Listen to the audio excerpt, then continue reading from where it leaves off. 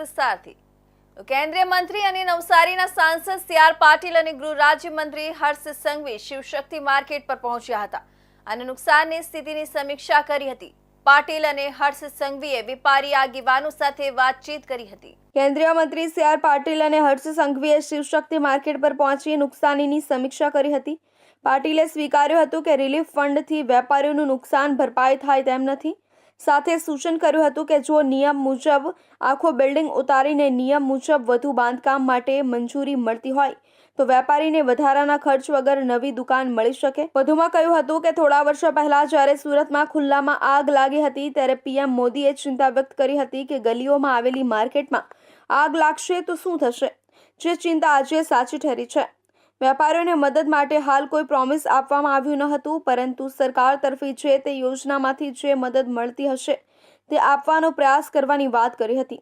જે તે વખતે વડાપ્રધાન નરેન્દ્ર મોદીએ ફોન પર જ સૂચના આપી હતી કે આ એક માર્કેટ ખુલ્લામાં છે, છતાં આ આગને કાબૂમાં લઈ શકતા નથી, તો બાકીની માર્કેટો તો ગલીઓમાં છે, ત્યાં જો કંઈ થાય તો શું થાય। તેમની ચિંતા હતી તે સાચી પડી છે। ગલીમાં માર્કેટ હતી, તેના કારણે ફાયર બ્રિગેડના બંબાઓ પણ જઈ શક્યા ન હતા। જે કઈ યોજનાઓ છે જેમાંથી જે લાભ આપી શકાશે તે આપવા માટે પ્રયત્ન કરી શકાશે। કેન્દ્રીય જળશક્તિ મંત્રી સી.આર. પાટીલે માર્કેટની મુલાકાત લીધી ત્યારે તેમણે આ વાત કહી હતી। ફોસ્ટા દ્વારા રિલીફ ફંડ બનાવાયું છે, જેમાં ભાજપ દ્વારા 11 લાખ રૂપિયાનો ચેક આપવામાં આવ્યો છે। સી.આર. પાટીલે કહ્યું કે પહેલીવાર નુકસાન થયેલા વેપારીઓ માટે રિલીફ ફંડ પણ ઊભું કરવામાં આવ્યું છે। આ બિઝનેસ અનઓર્ગેનાઇઝ હોવાને કારણે તેમની પાસે પૂરતા પ્રમાણમાં ઇન્સ્યોરન્સ પણ નથી। ફોસ્ટાએ દરેક માર્કેટના વેપારીઓએ વીમો લેવો જોઈએ, તે માટે જાગૃતિ લાવવી જોઈએ। નુકસાન થયેલા વેપારીઓ માટે એક રિલીફ ફંડ પણ ઊભું કરવાની જરૂરિયાત આ નુકસાનની ભયંકરતા જોતા વેપારીએ પોતે કરી છે, પરંતુ રિલીફ ફંડને કારણે એમનું નુકસાન ભરપાઈ થવાનું નથી। અનઓર્ગેનાઇઝ આ બિઝનેસ હોવાને કારણે એમની પાસે પૂરતા પ્રમાણમાં ઇન્સ્યોરન્સ પણ નથી।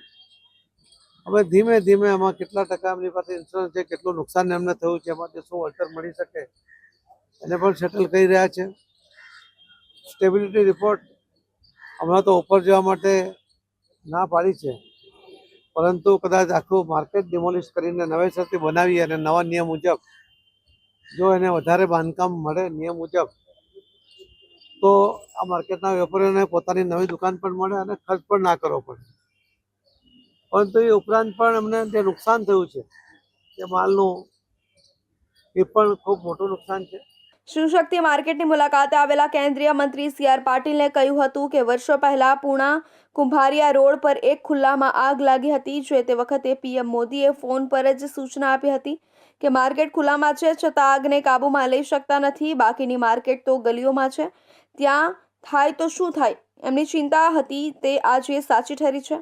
ગલીમાં માર્કેટ હોવાના કારણે ફાયરના બંબા પણ જઈ શકતા ન હતા। ફાયરના કર્મચારીઓએ જોખમ લઈને આગ બુઝાવવાનો પ્રયત્ન કર્યો છે।